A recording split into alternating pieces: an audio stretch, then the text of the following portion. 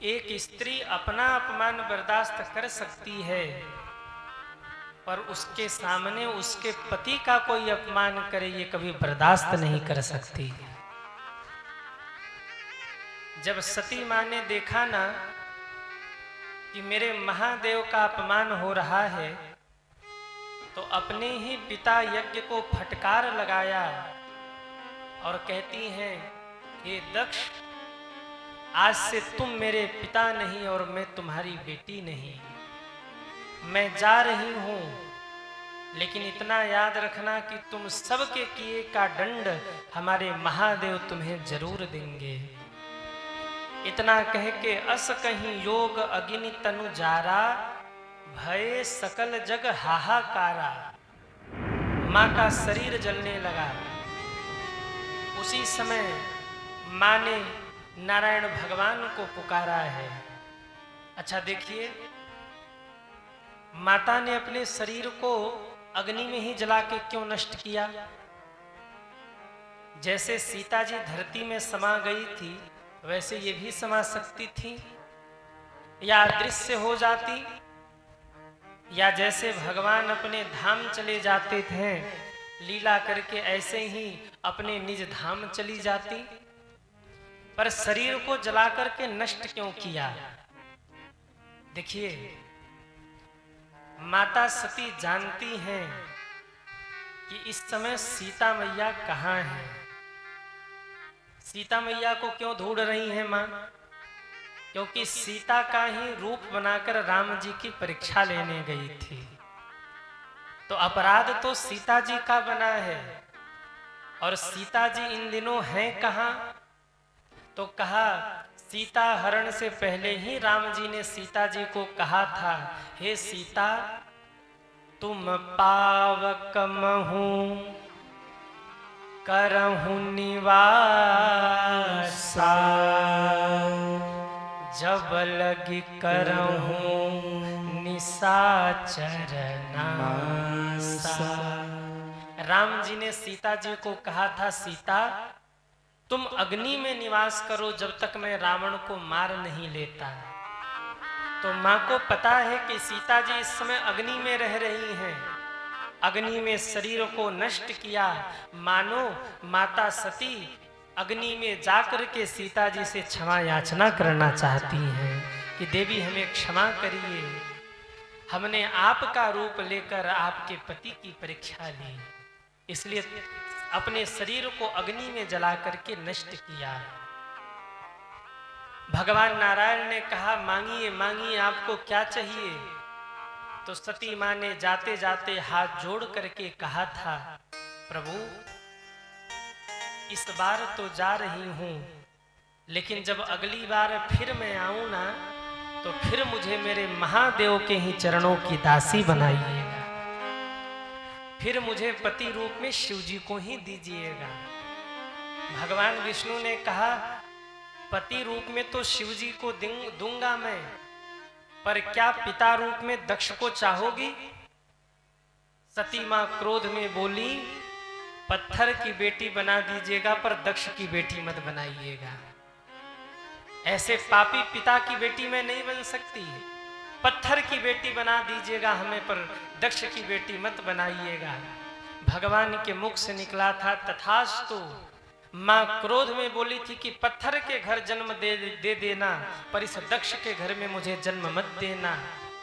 सो उसी वरदान के कारण, ते ही कारण हिमगिरी गृह जाई, ते कारण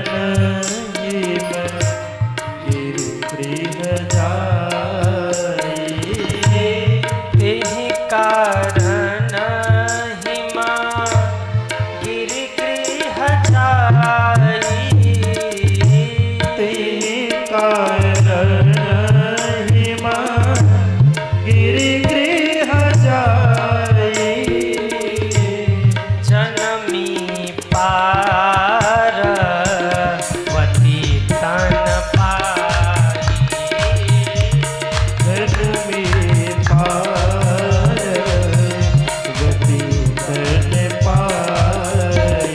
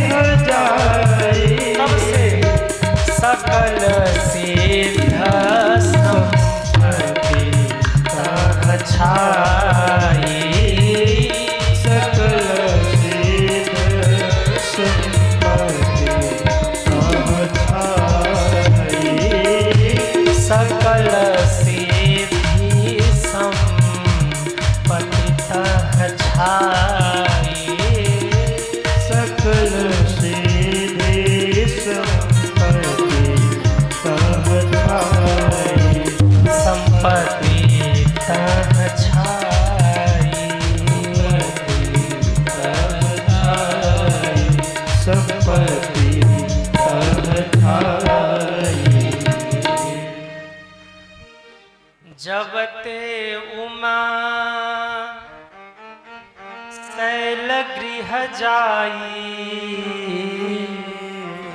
जनमी पार सकल सिद्ध संपत्ति तहाँ छाई।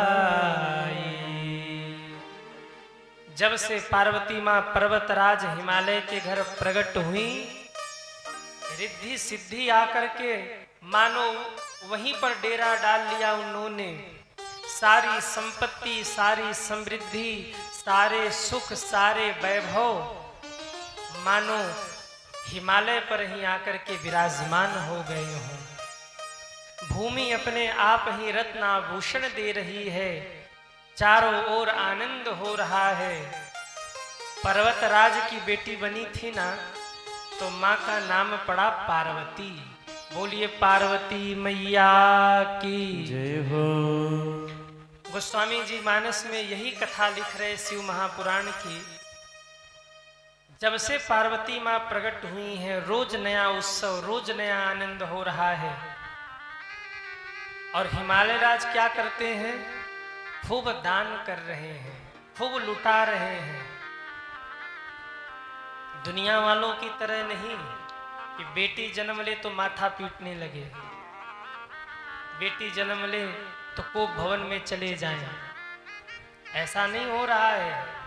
आज बेटी प्रकट हुई है, आनंद हो रहा है। आज जगदम्बा प्रकट हुई है। देखिए, ये कथा कहना चाहती है कि आपके घर में बेटा हो, बेटी हो, कभी असमानता मत करिए।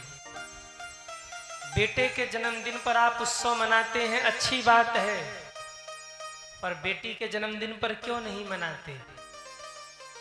इधर होता है बेटी के जन्मदिन पर उत्सव, वाह, होता है इधर। कुमरथ वाले बड़े अच्छे हैं, पर कहीं कहीं ऐसा देखने को मिलता है कि बेटा जन्म ले तो डीजे बजवाते हैं और बेटी जन्म ले तो फूटी थाली भी नहीं बजाते। कोई पूछे कि अरे क्या हो गया? अरे क्या हुआ? जो होना था वही हुआ। अरे बताओ ना क्या हुआ? सिर लटका के सिर नीचे करके बोलेंगे बेटी हुई है। अरे तुम्हारे भाग्य खुल गए, बेटी हुई है। काहे को ऐसे रो रहे? बेटी हुई है। याद रखना, बेटा एक कुल को तारता है, पर बेटी तो दो दो कुलों को तारती है। बेटा केवल पिता के कुल को तारता है, पर बेटी पिता के कुल को भी तारती है और पति के कुल को भी तार देती है। हमने तो ऐसी बेटियों को देखा जिन्होंने जिद करके ससुराल में भी कथा करवाया, और जब ससुराल में कथा हो गई, मायके वाले आए तो वहीं भैया को और भाभी को पकड़ के संकल्प दिलवा के अपने मायके में भी कथा करवा दिया। अपने पति के कुल को भी तार दिया भागवत सुनवा के, और अपने पिता के कुल को भी तार दिया भागवत सुनवा करके। एक बेटी दो दो कुलों को तारती है। अच्छा, एक बात कहूं, बेटे तो वैसे भी निकम्मे होते हैं। अब जितने बेटे यहाँ बैठे हैं, कोई बुरा ना मानना, पर बेटे तो वैसे भी निकम्मे होते हैं। लायक तो बेटियां ही होती हैं। अच्छा, पूछो क्यों? पूछो क्यों? पिताजी की तबीयत खराब हो ना, तो बिटिया ससुराल से भी 4 बार फोन करके हालचाल पूछ लेगी और जिद करके कहेगी दवा खा लीजिए, दवा खा लीजिए। और पता चले कि पिताजी दवा नहीं खा रहे, तो 10 काम छोड़ करके ससुराल से भागी भागी आएगी और पिताजी के सिरहाने बैठ के उनको दवा खिलाएगी, उनकी सेवा करेगी। और बेटा बगल में ही बैठा होगा, ले जाके दवाई फेंक देगा, बाबूजी खा लो। अब बाबूजी ने खाया कि नहीं खाया ये देखने नहीं जाएंगे, बाबूजी खा लो, फेंक देंगे दवाई। लेकिन बेटी एक एक दवा गिन गिन के निकालेगी, मुख में डालेगी, जल पिलाएगी, पिताजी दवा खा लीजिए, कैसे ठीक होंगे। ये बेटियां होती हैं। अब मैं सबकी ऐसी बात नहीं कर रहा हूं, कुछ बेटे भी अच्छे ही होते हैं, परंतु जितना आदर भाव बेटी करती है एक पिता का, उतना बेटा नहीं करता। पर एक सच ये भी है कि सज्जनों, अगर बेटा ये मान ले कि हम माँ बाप की सेवा करेंगे तो उसको कोई रोक भी नहीं सकता। वो सेवा कर सकता है, पर बेटों का ऐसा स्वभाव होता है ना कि वो झुकना नहीं चाहते, वो सेवा करना नहीं चाहते। सब ऐसे नहीं होते, पर बहुत से ऐसे ही होते हैं। लोग कहते हैं बहू के कारण माँ बाप वृद्धाश्रम जाते हैं, सास ससुर बहू के कारण वृद्धाश्रम जाते हैं। हाँ ठीक है, कहीं हद तक ये भी सही है कि बहू के कारण माँ बाप वृद्धाश्रम जाते हैं, पर एक तथ्य ये भी है कि अगर बेटा दृढ़ संकल्प कर ले कि कुछ भी हो जाए हम अपने माँ बाप को वृद्धाश्रम नहीं भेजेंगे, तो किसी की औकात नहीं है कि माँ बाप को वृद्धाश्रम भेज दे। इसमें दोनों का योगदान है, परंतु अगर बेटा संकल्प कर ले तो माँ बाप वृद्धाश्रम नहीं जा सकते, पर ऐसा दृढ़ निश्चयी होना चाहिए। पर कई बार होता है परिवार में निर्णय लेना बड़ा मुश्किल होता है। खैर वो विषय एक अलग है। मैं निवेदन कर रहा था, बेटियां दो दो कुलों को तारती हैं, पिता के भी कुल को बेटी तारती है और पति के भी कुल को बेटी तार देती है। देखिए, हमारे शास्त्र तो यहां तक कहते हैं कि अगर किसी को बेटा न हो तो फिर बेटी भी अपने माँ बाप का अंतिम संस्कार कर सकती, उनको पिंडदान कर सकती, तर्पण कर सकती, कोई दिक्कत नहीं है। अगर पुत्र न हो, बेटा न हो, तो बेटी भी अपने माँ बाप का संस्कार कर सकती है, पूजा होती है। और बेटी कुछ भी न करे तो भी बचपन से लेकर वृद्धावस्था तक पूजी जाती है। जब छोटी होती है बेटी ना, तो कन्या पूजन होता है। लोग कन्या को घर में बुलाकर चरण धोते हैं, आशीर्वाद लेते हैं। घर में बिटिया जन्म ले तो माँ बाप कहते हमारे घर में जगदम्बा आई है, हमारे घर में जगदम्बा आई है। नौ दुर्गा के रूप में कन्याओं का पूजन होता है। वो बेटी जब बड़ी हो, बेटी का विवाह हो, बेटी ससुराल जाए, तो सास ससुर कहते हमारे घर में लक्ष्मी आई है। और वहीं बेटी जब बूढ़ी हो जाए, दादी बन जाए, अम्मा की तरह बैठी रहे, तो नाती पोता पैर छू के कहते हमारी दादी अम्मा है। यदि बेटी आपके यज्ञ में पधार गई तो आप समझ लेना कि आपका यज्ञ तो उसी दिन पूरा हो गया जिस दिन बेटी के चरण घर में पड़े। रक्षाबंधन हो, कोई उत्सव हो, कोई पर्व हो, बेटियों को अपने घर जरूर बुलाइए। और जितनी यहाँ भाभियां बैठी हैं जो अपनी ननदों से जलती हैं ना, मेरा निवेदन है अपनी ननदों से जला मत करिए। कई माताएं होती है ना, वो मन में कहती आ गई, अब इसको 501 रुपया और साड़ी देना पड़ेगा। याद रखना, एक बेटी आपसे कुछ लेने नहीं आती। अरे विवाह के बाद जब बेटी विदा होती है घर से, तो हाथ में अक्षत लेकर पीछे फेंकती है और भगवान से प्रार्थना करती है, प्रभु मैं जा रही हूँ पर अपने पिता का सब कुछ यहीं छोड़ के जा रही हूँ। ऐसी कृपा करना कि मेरे भैया और भाभी की गोद सदैव भरी रहे, उनके आंगन में सदैव खुशियाँ बनी रहे। आज से हम न, जो बेटी अक्षत फेंकती है ना, क्या भाव है वो, आज यहीं का यहीं छोड़ रही हूँ और यहीं से अब मैं नए जीवन का प्रारंभ कर रही हूँ। तो बेटी तो आशीष देकर जाती है। एक साड़ी और 501 रुपये में उसका गुजारा नहीं हो सकता। उसके पति कमाएंगे तभी उसका गुजारा होगा, उसके पति उसका भरण पोषण करेंगे, मायके से कुछ नहीं होने वाला। परंतु ये एक भाव है, घर में बेटी आए तो कुछ न कुछ देकर उसे विदा करिए। जिस घर में बेटियों के लिए कुछ दिया जाए, संतों के लिए कुछ दिया जाए, भूखे को भोजन कराया जाए, जरूरतमंद को वस्त्र दान किया जाए, अतिथियों का आदर किया जाए, उस घर के ऊपर नारायण भगवान की कृपा सदैव बनी रहती है। बेटियों का भाग है, याद रखना। आप जो कमा रहे हैं ना, उसमें बेटियों का भी हक है। अगर बहुत अधिक कमा रहे हैं तो 11,000 21,000 दीजिए, कम कमा रहे हैं तो 500 दीजिए, और भी कम कमाई है तो 51 रुपया, 101 रुपया, जो आपका सामर्थ्य बन पड़े। बेटी घर आए तो उसके हाथ में रख करके विदा करिए। बच्चों से भी मैं कहना चाहूंगा, जब पैसा कमाने लगे बच्चे, तो बूढ़े पिता को और बूढ़े माँ को थोड़ा थोड़ा बचा करके दिया करें। ये आपके तीर्थ के लिए है पिताजी। कभी तीर्थ आपको करना हो ना, तो आपको मेरे सामने हाथ न फैलाना पड़े, ये आप रखिए तीर्थ के लिए। माँ को ले जाकर थोड़ा सा दे, माँ घर में कोई अतिथि आ जाए तो मुझे सामने हाथ न फैलाना पड़े, ये बचा करके रखना। आपकी बेटी आ जाए, कोई रिश्तेदार आ जाए तो मुझसे न मांगना पड़े, आप दे लेके विदा कर देना। ये व्यवहार है सज्जनों, और इससे प्रेम बढ़ता है परिवार में, इससे घर में परिवार में मधुरता आती है।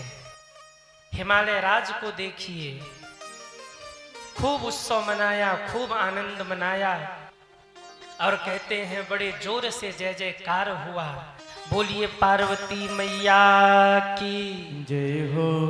इतने जोर से जय जयकार हुआ कि पूरे ब्रह्मांड में ये ध्वनि गूंज गई। मेरे भाई बहन, कहीं भी कोई घटना घटे ना, किसी को पता चले न चले, पत्रकारों को पता जरूर चल जाता है। देवताओं के पत्रकार कौन है? अरे बोलो ना, नारद जी। बड़े खतरनाक है नारद जी। संत लोग विनोद करते हैं, नारद जी बड़े अद्भुत संत हैं। जिस घर में रोज झगड़ा हो रहा हो, अगर उस घर में नारद के चरण पड़ जाएं तो कभी झगड़ा नहीं होगा, और जिस घर में कभी झगड़ा नहीं होता, अगर उस घर में नारद जी के चरण पड़ जाए तो रोज ही झगड़ा होगा। नारद जी को सूचना मिल गई।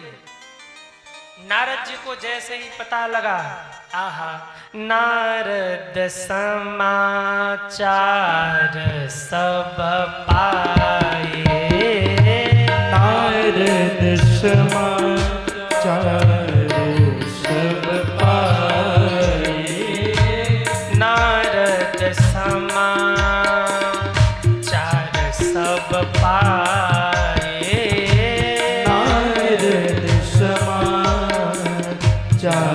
सब पाए, कौतुक कहीं गिरी गेह सिधाए, कौतुक गिरी गेह सिधाए, शैलराज बड़ा आदर कीन्हा, शैलराज बड़ा आदर किया, आदर कीन्हा, पद पखारी बड़ आसन दीन्हा, पद पखारी बड़ आसन देना, पद पखारी बड़ आसन दीन्हा, पद पखारी बड़ आसन देना, बड़ आसन दीन्हा। आसन देना। जैसे ही नारद जी को समाचार मिली, नारायण नारायण कहते हुए पहुंच गए। हिमालय राज ने देखा नारद जी आए हैं, आहा, दौड़ करके चरणों में प्रणाम किया। आइए आइए बाबा। आसन पर बिठाया, चरणों को धोया, और चरणों को धोने के बाद गले में माला डाल करके बढ़िया भोग प्रसाद लगवाया है। और जब नारद जी ने जलपान कर लिया तो विविध प्रकार के दान चरणों में देकर नारद जी को फिर से प्रणाम किया। देखिए, घर में अतिथि आवे ना, अतिथि आवे, संत आवे घर में, तो 3 प्रकार की अग्नि लेकर के आते हैं।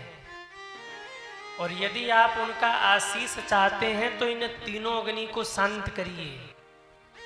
कौन कौन सी अग्नि है उनके जीवन में? जब कोई संत ब्राह्मण अतिथि घर में आवे ना, तो पहली अग्नि उनके चरणों में होती है।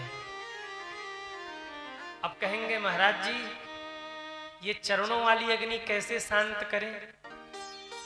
3 प्रकार की अग्नि वो लेके आते हैं। पहली अग्नि चरणों में है, दूसरी अग्नि पेट में है, और तीसरी अग्नि हाथों में होती है। तो पैर वाली अग्नि कैसे शांत करें?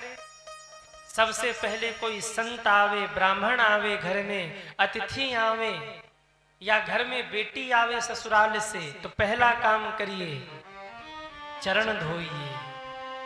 क्यों? जब आप उसके चरण धोएंगे तो चरण की अग्नि शांत हो जाएगी। इधर परंपरा है कि नहीं चरण धोने की?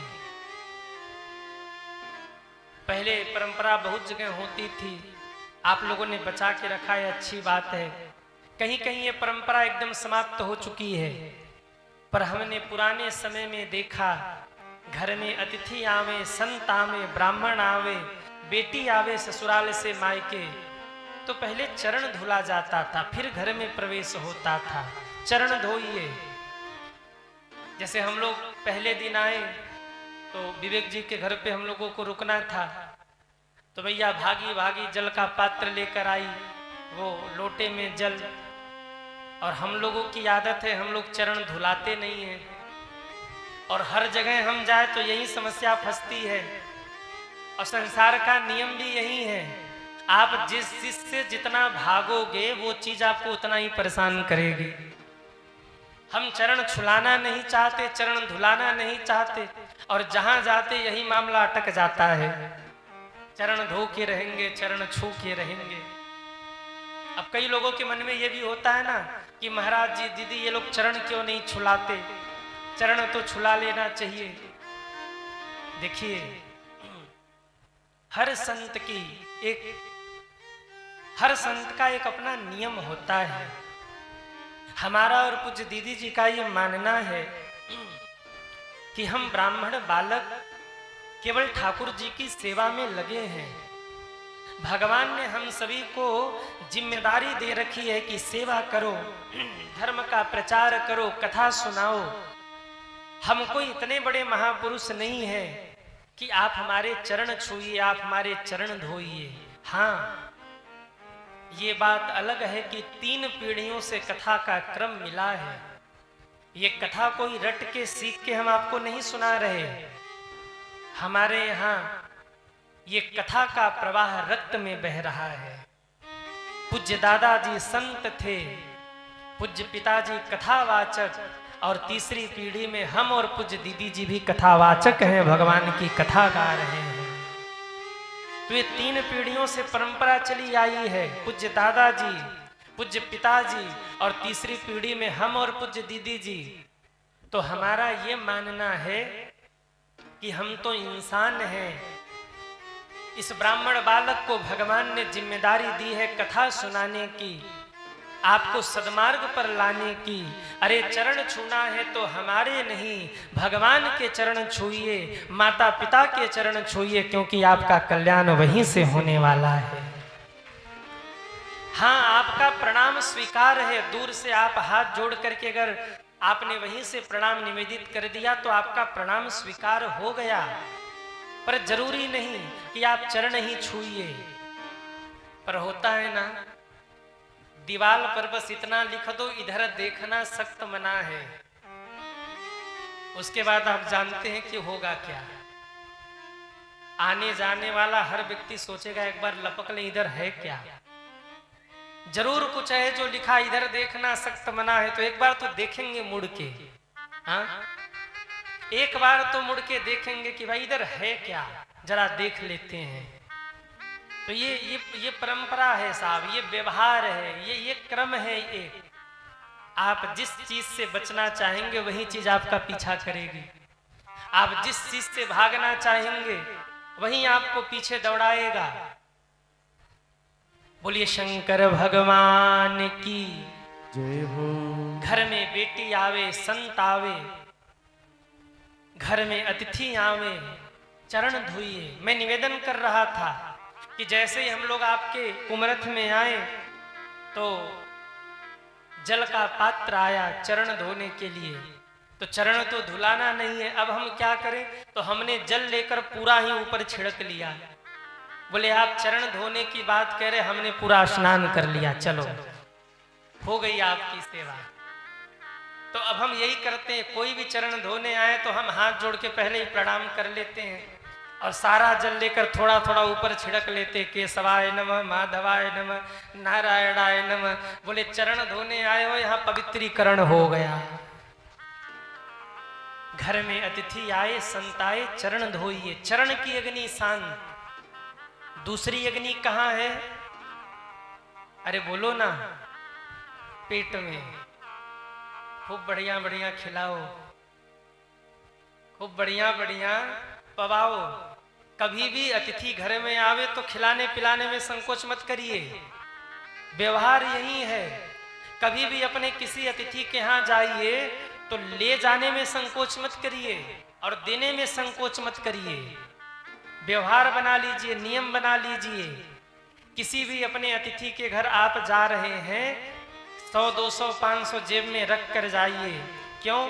छोटे छोटे बच्चे आएंगे, 50 रुपया, 100 रुपया जो बन पड़े सारे बच्चों को देकर आइए। और नहीं दीजिएगा तो मुख पर तो कोई नहीं बोलेगा, पर आपके जाते ही सब कहेंगे बड़ा दरिद्र आदमी था, 1 रुपया नहीं दिया। आपके मुंह पे कोई नहीं कहेगा, लेकिन जाते ही सब शुरू हो जाएंगे, छोटे छोटे बच्चे, दरिद्र आदमी, कुछ नहीं दिया।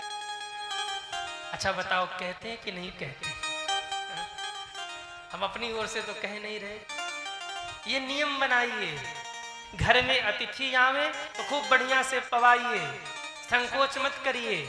जो आपका सामर्थ्य है अपने सामर्थ्य के अनुसार उनको बना के खिलाइए। क्यों? अतिथि देवो भव। आप अतिथि को नहीं खिला रहे हैं, ये मानिए कि हमारे घर भगवान पधारे, हम भगवान को खिला रहे हैं। अच्छा, अतिथियों को भी चाहिए कि कहीं भी अपने रिश्तेदारी में जाए तो उतना ही रुके जितने में काम निकल जाए। कहीं ऐसा ना हो कि बढ़िया बढ़िया 56 भोग मिले तो वहीं जम गए। अब चलो 1-8 महीने यही छुट्टी करा के घर से आते यहीं बैठेंगे। मान घटे नित के घर जाए, मान घट जाएगा। पता लगा अगर 4-5 दिन से ज्यादा आप कहीं रुक के, 4-5 दिन तो बहुत बता रहे, 1-2 दिन से ज्यादा कहीं रुक गए ना तो तीसरे दिन पीठ पीछे लोग कहेंगे कब जाएगा ये, कब जाएगा ये। एक घर में अतिथि आए, पति पत्नी 2 ही थे, ध्यान से सुनिए। पत्नी ने देखा अतिथि आए हैं, बेचारी बहुत अच्छी थी, खूब सम्मान किया, खूब आदर किया, बढ़िया बढ़िया भोजन कराया। अब जब बढ़िया बढ़िया भोजन मिला तो अतिथि बड़े ढीठ थे। ढीठ मतलब समझ रहे हैं? हाँ, समझ रहे कि नहीं? अतिथि रुक गए वहीं। अब 1 दिन, 2 दिन, 4 दिन, 5 दिन, 10 दिन, 15 दिन, 20 दिन, 1 महीने निकल गए, अतिथि जाने का नाम न ले। पत्नी ने पति से कहा, महाराज दौड़ते दौड़ते घुटने टूट गए, अब हमसे सेवा नहीं होती, अतिथियों को कहिए ना जाएं। पति ने कहा और खिलाओ बढ़िया बढ़िया, काहे को जाएंगे, और खिलाओ बढ़िया बढ़िया, बड़ी आई सेवा करने वाली। बोले कैसे ना करे, घर में अतिथि आए हैं तो, लेकिन अब तो कुछ व्यवस्था करो, ये जाने का नाम नहीं लेते, अब इनको भेजो, हमसे काम धाम नहीं होता। पति ने कहा देवी एक काम करते हैं, आज शाम को हम और तुम झगड़ा करेंगे। पत्नी ने कहा झगड़ा करेंगे? झगड़ा तो कभी हम लोगों में होता नहीं है। पति ने कहा दिखावे का झगड़ा करेंगे। पत्नी ने कहा किस मैटर को लेकर? बोले कोई मैटर नहीं, ऐसे ही झगड़ा करेंगे। अरे तो करना क्या ये तो बताओ। पति ने कहा मैं जैसे ही ड्यूटी से आऊंगा बैग फेंकूंगा बेड पर और तुमको चिल्लाना शुरू करूंगा। खा के सोई रहती है दिन भर, अतिथि आए हैं स्वागत सम्मान नहीं करती, अतिथियों को समय से भोजन नहीं कराती, घर के काम धाम नहीं करती। पत्नी ने कहा तो मैं क्या बोलूंगी? पति ने कहा तू कह देना मैं नहीं करती तो तू करता है। पति ने कहा जब तू इतना बोलेगी तो मैं तुझे एक थप्पड़ मारूंगा, तू जोर जोर से रोने लगना और रो के कहना आज भोजन नहीं बनेगा, आज भूख हड़ताल। पत्नी ने कहा इससे होगा क्या? बोले अतिथि सोचेंगे कि जब इनको ही नहीं मिलने वाला तो हमको कहां से मिलेगा, बुरिया बिस्तर बांधेंगे निकल लेंगे। पत्नी ने कहा ठीक है महाराज ये भी करके देख लो। शाम को पति आया, एपिसोड नंबर 1 शुरू हुआ। जैसा निर्णय हुआ था ठीक हूबहू वैसे ही नाटक हो रहा है। बैग बिस्तर पे फेंका और चिल्लाना शुरू किया तू काम धाम नहीं करती, अतिथियों को समय से भोजन नहीं कराती, घर में सामान बिखरे पड़े हैं, खा के सोती रहती है। पत्नी ने कहा मैं नहीं करती तो तुम करते हो। पति ने एक थप्पड़ मारा, पत्नी ने जोर जोर से रोना शुरू किया। आज भूख हड़ताल, आज भोजन नहीं बनेगा, आज किसी को भोजन नहीं मिलने वाला, आज भोजन नहीं बनेगा, हम भी जा रहे, अब कुछ नहीं करते तो कुछ नहीं करेंगे, जाओ। अतिथियों ने सुना अरे राम राम, हमारे लिए इतना विवाद हो रहा है, एक काम करते हम लोग यहाँ से चले चलते हैं। अतिथियों ने बुरिया बिस्तर बांधा और गेट के बाहर निकले और जैसे ही गेट के बाहर निकले पति ने खिड़की से झांका, अतिथि गए, दौड़ा दौड़ा आया। पत्नी को बोला चुप हो जा चुप हो जा, असली थोड़ी मारा, मैंने तो केवल मारने का नाटक किया। पत्नी ने फटाफट आंसू पोंछ लिए, मैं भी असली थोड़ी रोई, मैंने भी रोने का नाटक किया। इतने में अतिथि लौट कर आ गए, बोले हम भी थोड़ी गए असली के, हमने भी जाने का नाटक किया। हम भी असली थोड़ी गए, हम भी नाटक ही कर रहे थे। तो कई बार ऐसी भी घटना घट जाती है घर में, पर फिर भी अतिथि घर आवे तो अतिथि देवो भव, खूब बढ़िया पवाइए, चरण धोए, चरण की अग्नि शांत, भोजन कराया, पेट की अग्नि शांत। अब तीसरी अग्नि कहाँ है? अरे बोलो ना, हाथों में। जाते जाते दक्षिणा देना मत भूलना। घर में संत आए, ब्राह्मण आए, अतिथि आए, बेटी आए, जो बन पड़े जाते जाते उनके हाथ में दे करके उनको विदा करना है। और जब 3 प्रकार की सेवा आप करेंगे, चरण धोकर, भोजन कराकर और जाते जाते दान दक्षिणा देके प्रणाम करके, अतिथि संत ब्राह्मण ये आपके घर से आशीर्वाद देके जाएंगे, वो आशीर्वाद आपको लगेगा और आपका जीवन धन्य धन्य हो जाएगा। हिमालय राज को देखिए, शैलराज बड़ा आदर किन्हा, बड़ा आदर करके आसन पर बिठाकर बेटी पार्वती को गोद में लाकर दिया है। कहा बाबा मेरी बिटिया का नामकरण करिए। घर में बेटा हो या बेटी हो, अपने बच्चों का नामकरण गुरुजी से करवाइए। खुद से अपने बच्चों का नाम मत रखिए। नामकरण का अधिकार केवल गुरु का होता है। जीवन में एक गुरु बनाइए। घर में बेटा हो या बेटी हो, गुरु जी के चरणों में जाइए और निवेदन करिए गुरुदेव हमारे बच्चे का नामकरण करिए। ये अधिकार गुरु का है। कहा बाबा मेरी बेटी का नामकरण करिए। नारद जी कहते आपकी बेटी? अरे मैं इनका नामकरण क्या करूं? अरे इनका नाम लेने से तो हम भक्तों का नाम तीनों लोक में होता है। फिर भी आपने पूछा है इनका नाम, तो सुनिए। सुंदर सहज सुशील सयानी, नाम उमा अंबिका भवानी। सुंदर सहज सुशील सयानी, नाम उमा अंबिका भवानी। यही कर नाम सुमिरी संसारा, प्रिय चढ़ी हहीं पतिव्रत सिधारा।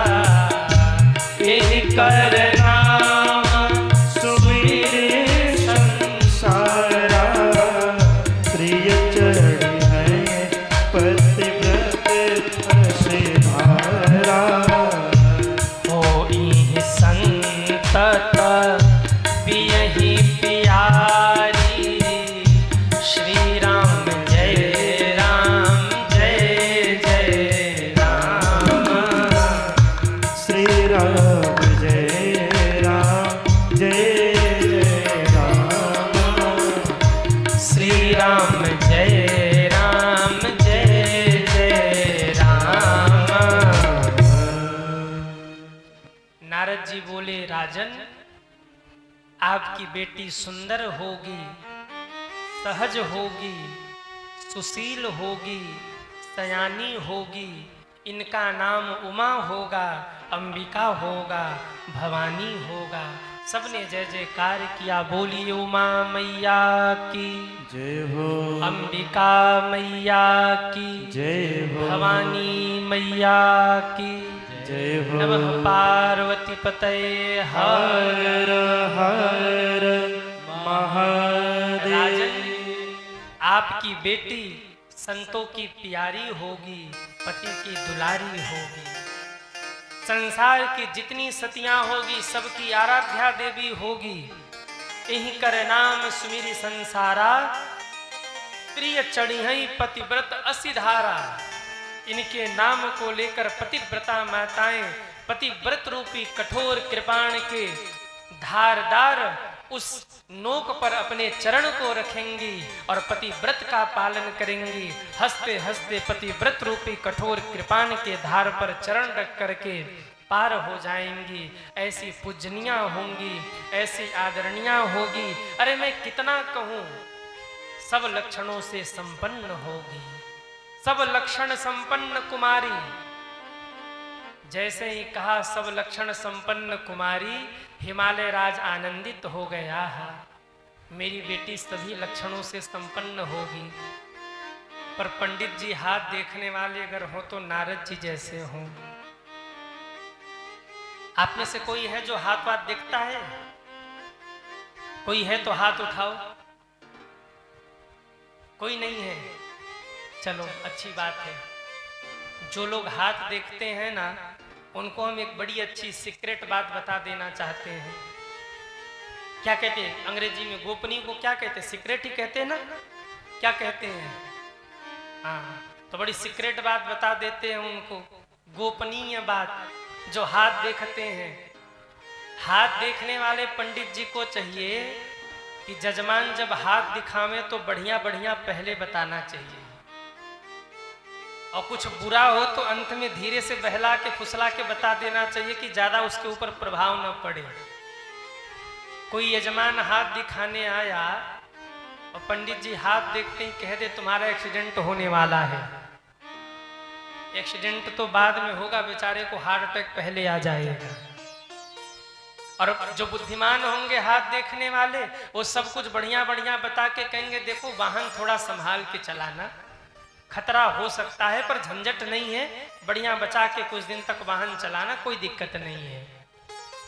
नारद जी ऐसे ही ज्योतिषी हैं, बढ़िया बढ़िया पहले बता दिया, और जब कुछ उल्टा सीधा बताना हुआ, जो गड़बड़ रेखा थी उन्हें बताना हुआ, तो धीरे से कहते हैं सब लक्षण समझ रही है। आप कह दो तो बता दो, नहीं रहने दो? नहीं बताइए ना बाबा, इसको कैसा पति मिलेगा? नारद जी बोले अगुण यमान मतो पीतो ही ना, अगुण समान मातु पितु हीना उदासीन सब कहे त्रिपुरारी भावियों में सके त्रिपुरारी सके त्रिपुरारी सके त्रिपुरारी। अगर आपकी बेटी तप करे, जो तप करे कुमारी तुम्हारी, तो भाव ही मेट सके त्रिपुरारी।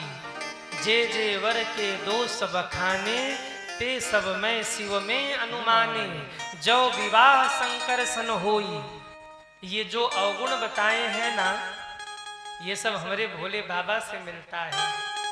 और अगर ये भोले बाबा को प्रसन्न कर लें और भोले बाबा विवाह के लिए हाँ कर दें, तो विश्वास मानिएगा ये जितने अवगुण बताए हैं सब के सब गुण बन जाएंगे, जितने दूषण बताए हैं सब के सब आभूषण बन जाएंगे। एक बार अपनी बेटी से कहिएगा, जब वो सयानी हो जाए तो तप करके केवल महादेव को प्रसन्न कर दे। भाव ही मेट सके त्रिपुरारी।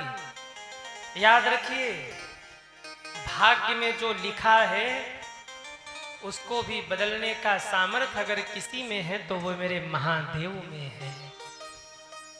बहुत परेशान हो, सच्ची निष्ठा से बस भोले बाबा को पकड़ लीजिए।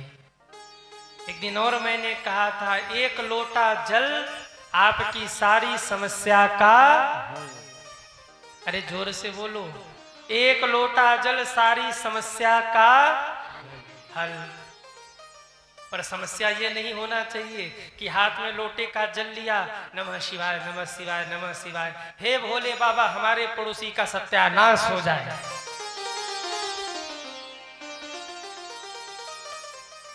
ऐसी भी मांग नहीं होनी चाहिए, हे भगवान हमारे पड़ोसी का विनाश कर दो,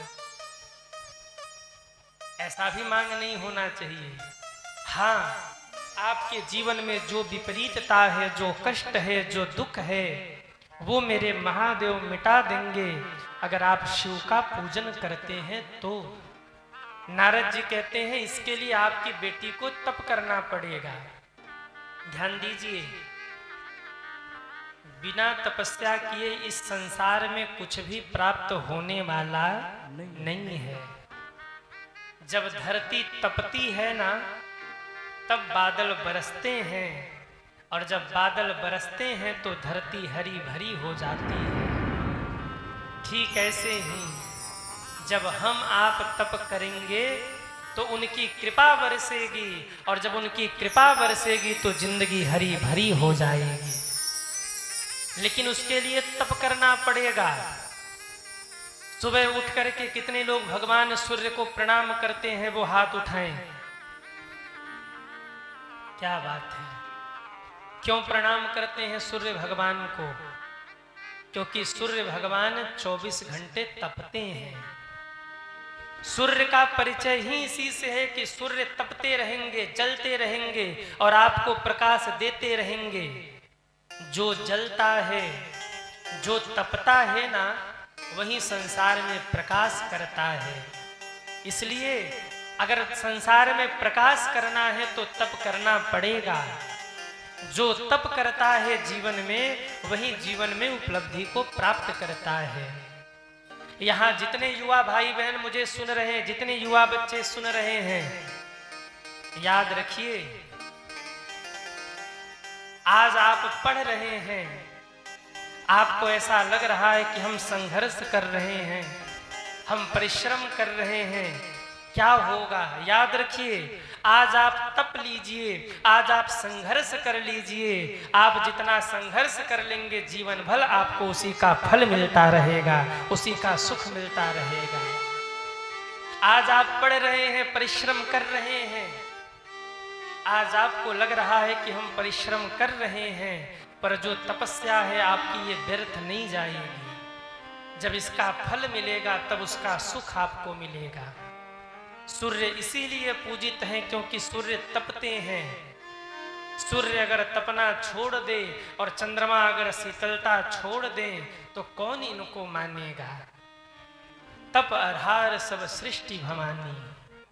इसलिए सूर्य से हम अपने जीवन में शिक्षा ले सज्जनों।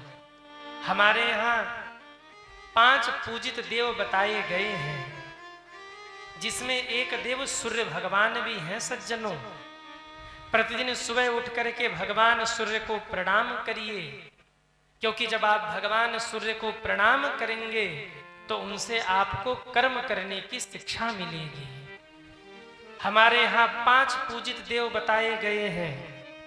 कौन कौन से देव हैं 5? गणेश जी, शिव जी, भगवान विष्णु, माँ दुर्गा और भगवान सूर्य। ये पंचदेव कहे गए हैं। और मैं निवेदन करूं, इन पंचदेवों की पूजा हमारे आपके घर में रोज होनी चाहिए।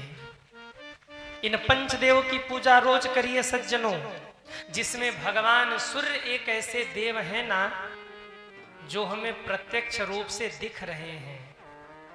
सूर्य ऐसे देव हैं जिनको हम प्रत्यक्ष रूप से अपने आंखों से देख सकते हैं।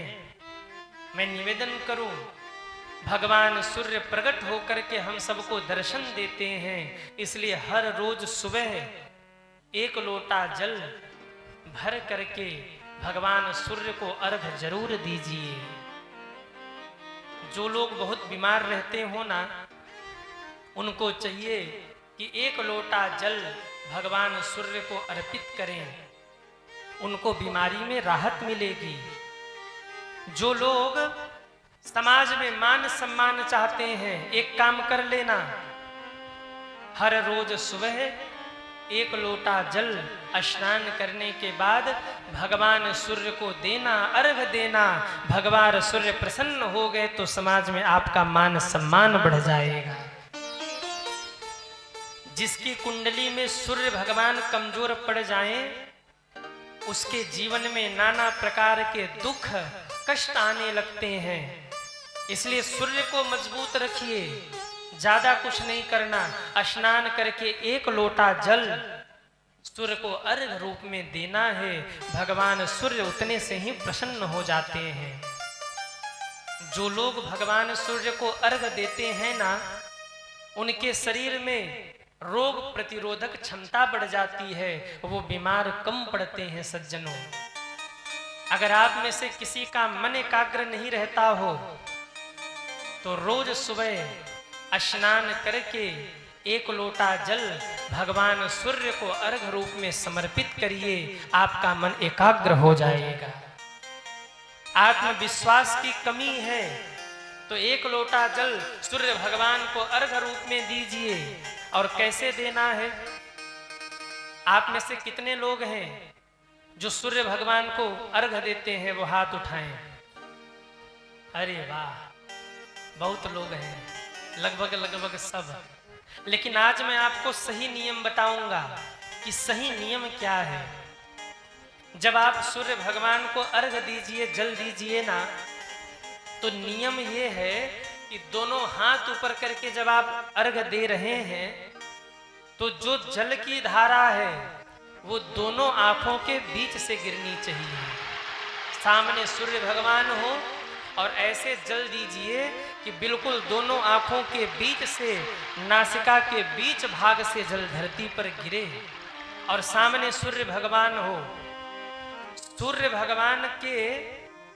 भगवान की किरणें जो है ना, वो उस जल की धारा के ऊपर पड़े और उसकी परछाई आपके दोनों नेत्रों के बीच, नासिका के अग्रभाग से होते हुए पूरे शरीर पर पड़े। इससे आपके शरीर के रोग नष्ट होंगे। जिन लोगों को नेत्रों का कष्ट रहता है, नेत्र विकार है जिनको, वो सूर्य भगवान को अर्घ दें। बस वो जल की परछाई आपके ऊपर पड़नी चाहिए। नेत्र विकार में सज्जनों राहत मिलेगा, नेत्र की समस्या दूर होती है।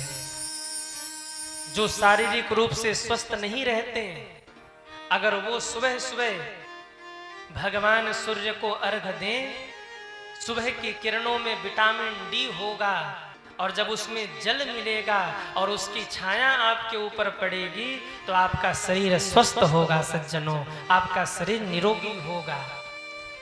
पर कैसे जल देना है, उस जल में आपको क्या क्या रखना है? जल तो आज तक आप दे ही रहे थे, पर आज सही नियम जान लीजिए। कौन सा लोटा आपको प्रयोग करना है, उस लोटे में आपको क्या क्या डालना है, ध्यान से सुनिए।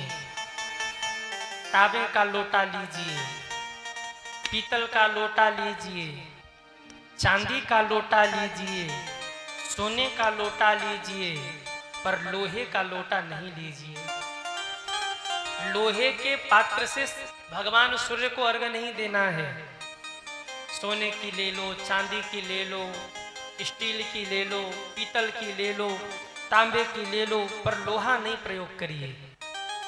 एक लोटा लीजिए और जिसमें अष्ट द्रव्य डालिए। ये अष्ट द्रव्य क्या है, हमारे शास्त्रों में वर्णन है सज्जनों।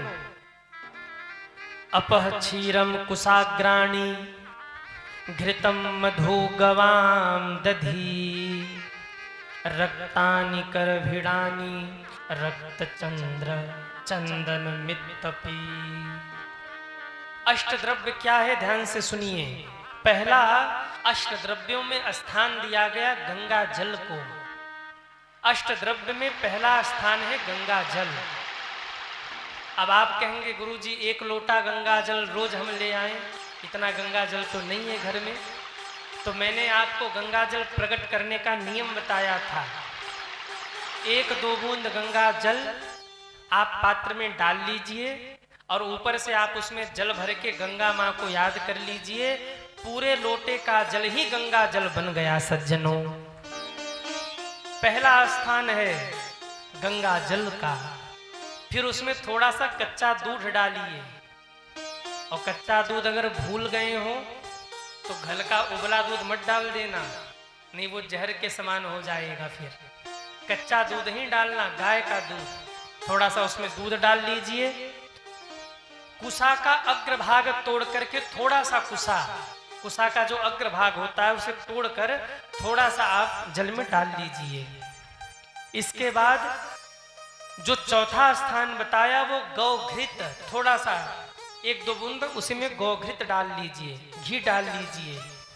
थोड़ा सा 1-2 बूंद शहद डाल लीजिए, थोड़ा सा दही डाल दीजिए, एक लाल पुष्प डाल लीजिए। और लाल पुष्प में भी अगर लाल कनेर मिल जाए ना तो ये अति दिव्य है भगवान सूर्य के लिए। कनेर भी 2 प्रकार का होता है, एक पीला कनेर होता है और एक लाल कनेर होता है। पीला कनेर भगवान महादेव को चढ़ता है और लाल कनेर भगवान सूर्य को चढ़ता है सज्जनों। उसमें लाल कनेर डाल लीजिए। और फिर कनेर का फूल आपको न मिले तो आप कोई भी लाल पुष्प उसमें डाल लीजिए। गुड़हल का भी आप उसमें पुष्प डाल सकते हैं। वो न मिले तो कोई और लाल पुष्प आप डाल लीजिए। उसके बाद थोड़ा सा लाल चंदन उसमें डालिए। लाल चंदन न मिले तो थोड़ा सा आप लाल रोली उसमें डाल सकते हैं। चंदन की जगह रोली का उपयोग आप कर सकते हैं। और ये सब एक पात्र में, एक लोटे में डाल करके पूर्व दिशा की ओर मुख करके भगवान सूर्य का नाम लेकर के भगवान सूर्य को अर्पित कर दीजिए। अगर भगवान सूर्य के 12 नाम आपको याद हो तो भगवान भास्कर के 12 नाम का आप चिंतन कर लीजिए। 12 नाम क्या है? मित्राय नमः, रवये नमः, सूर्याय नमः, भवये नमः, खगाय नमः, पूषणे नमः, हिरण्यगर्भाय नमः, मारीचये नमः, आदित्याय नमः, सवित्रे नमः, अकार्य नमः, भास्कराय नमः। ये 12 नाम आप चिंतन करके भगवान सूर्य को अर्घ दीजिए। और आप कहेंगे गुरुजी इतना तो याद नहीं होगा, कोई शॉर्टकट बता दो। तो शॉर्टकट में आप इतना कह सकते सूर्याय नमः, इतना तो कह सकते हैं। और ये भी ना आवे तो ठेठ में कह देना हे भगवान सूर्य जल ग्रहण करिए। इतना तो आप बोल ही सकते हैं। इतना कह के भगवान सूर्य को आप वो जल अर्पित कर दीजिए सज्जनों। विशेष करके यहाँ जितने युवा बच्चे सुन रहे हैं, मेरी बात को ध्यान से सुनिए।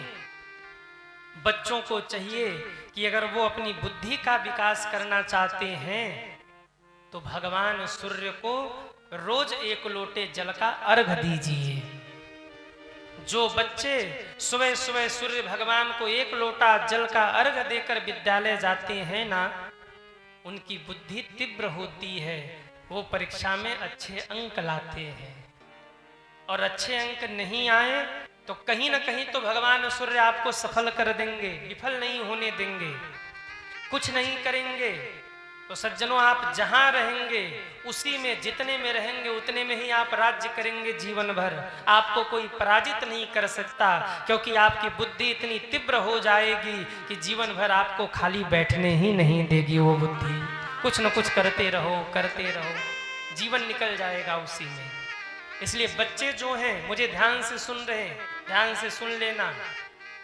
कल से ही भगवान सूर्य को अर्घ देना शुरू करिए। कितने बच्चे हैं जो कल से भगवान सूर्य को अर्घ देंगे? हाथ उठाएं। वाह, एक बार बच्चों के लिए ताली बजाओ। अब जिन जिन ने हाथ उठाया है, जिनके मम्मी पापा ने देखा होगा, कल डंडा लेके सुबह सुबह बैठना। अगर अर्घ न दे तो 2-4 धर भी देना और कह देना गुरुजी से वादा किया था, सूर्य भगवान को जल का अर्घ नहीं दिया। बच्चे ये काम जरूर करें। 5 मिनट लगेगा, 1 लोटा जल सूर्य भगवान को दीजिए और सुबह उठ करके 1 बार हनुमान चालीसा का पाठ करके विद्यालय जाइए। आप जीवन में हारेंगे नहीं, सदैव आपकी विजय होगी। बच्चों के बाद अब माताएं सुन लें। जो माताएं भगवान सूर्य को प्रतिदिन अर्घ देती हैं और मन में भाव करें कि मेरी जो संतान है, मेरे जो पुत्र होने वाला है, या कोई गर्भवती मैया हो जो सूर्य भगवान को अर्घ दे और प्रार्थना करे कि मेरा जो बालक है वो बुद्धिमान हो, ज्ञानमान हो, तो विश्वास मानिएगा भगवान सूर्य के कृपा से आपका बालक हनुमंत जैसा वीर बलवंत होगा और ज्ञानी होगा। सूर्य भगवान के जितने भी अंश है, जैसे आप कर्ण को देख लीजिए, कर्ण कितने बलवान थे। हनुमान जी को देख लीजिए, अंजना मां प्रतिदिन भगवान सूर्य को अर्घ देती थी और भगवान सूर्य ने अंजना मां को आशीर्वाद दिया। तो शंकर स्वयं केसरी नंदन शिव ही पुत्र रूप में आए और इतने बलवान बन करके आए। सूर्य भगवान की कृपा से हनुमंत लाल इतने बलवान हो गए कि उन्हें जीतने वाला कोई नहीं सज्जनों। वो अजेय है, अजर अमर गुण निधि सुत हो। कोई भी कार्य हनुमान जी के लिए असंभव नहीं है। सूर्य को गुरु मानते थे हनुमान जी, सूर्य भगवान की कृपा थी हनुमान के ऊपर। तो माताएं अगर इस भाव से सूर्य भगवान को अर्घ दे कि हमारे घर जो बालक होने वाला है वो बुद्धिमान हो, ज्ञानमान हो, तो उनकी इच्छा जरूर पूरी होती है। आजकल के बच्चे बौने हो रहे हैं, छोटे हो रहे हैं। एक उपाय मैं और बता दूं, ध्यान से सुनिए। अगर आप चाहते हैं कि आपके घर के बच्चे बौने न हो, तो जब बच्चा छोटा है तभी उसके शरीर में या सरसों का तेल हो या नारियल का तेल हो, बढ़िया से मालिश करके 10 से 15 मिनट के लिए प्रतिदिन सुबह जिस समय सूर्य उदित होते हैं उन्हें सूर्य के धूप में रखिए। कोई कह रहा था, मैं कहीं पढ़ भी रहा था इस बात को, कि अगर सूर्य का प्रकाश पूर्ण रूप से शरीर में लगे छोटे बच्चों के शरीर में, तो बच्चे बौने नहीं होंगे, हिष्ट पुष्ट होंगे और उनका कद लंबा होगा। और नहीं किया तो वही छोटे छोटे रह जाएंगे सब। आजकल हो रहा है ना, आप देखो बच्चे छोटे छोटे छोटे हो रहे हैं, इनका कद ही नहीं बढ़ रहा है। क्यों? पहले के जमाने में बच्चे होते थे तो माताएं उनको खूब बढ़िया तेल का मालिश करके धूप में छोड़ देती थी 10 मिनट, 15 मिनट, आधे घंटे। और अरुणोदय का सूर्य प्रकाश जब उनके ऊपर लगता था, सूर्य की किरणें जब लगती थी तो बच्चे हिष्ट पुष्ट होते थे। ये महिमा है भगवान सूर्य की सज्जनों। कहिए गरुण जी, और गरुण के एक भैया हैं जिनका नाम है अरुण जी। गरुण के एक भाई हैं जिनका नाम है अरुण, और अरुण का क्या कार्य है? अरुण भगवान सूर्य के सारथी हैं। भगवान सूर्य के रथ को लेकर वहीं आगे बढ़ाते हैं। जब सूर्य भगवान उदित होते हैं ना, तो सूर्य की किरण जो है वो अरुण से टकराकर धरती पर उतरती है, इसीलिए उसको अरुणोदय कहा जाता है। अरुण कैसे हैं? अरुण लाल रंग के हैं, इसलिए सुबह की किरण आप देखना या शाम की किरण आप देखना, जिसमें सूर्योदय या सूर्यास्त हो रहा हो, सूर्य की किरण एकदम लाल होती है। अरुण हमारे आपके हाथों में रहते हैं। सुबह उठ करके बढ़िया 2 मिनट ऐसे हाथ रगड़िए, उठते ही सुबह, और बढ़िया चेहरे पर लगाइए। फेयर लवली नहीं लगाना पड़ेगा, लेकिन वो केमिकल लगा लेंगे, पर ये काम करने वाले नहीं है। उससे चेहरा चमका लेंगे, पर ये जो है ये नहीं करेंगे। जरूर किया करिए, सुबह उठ करके महाराज बढ़िया हाथ मालिश करिए और चेहरे पर लगाइए। चेहरे की सुंदरता बढ़ेगी, आपके जीवन में तेज बढ़ेगा, आपकी भक्ति बढ़ेगी, आप विद्वान बनेंगे।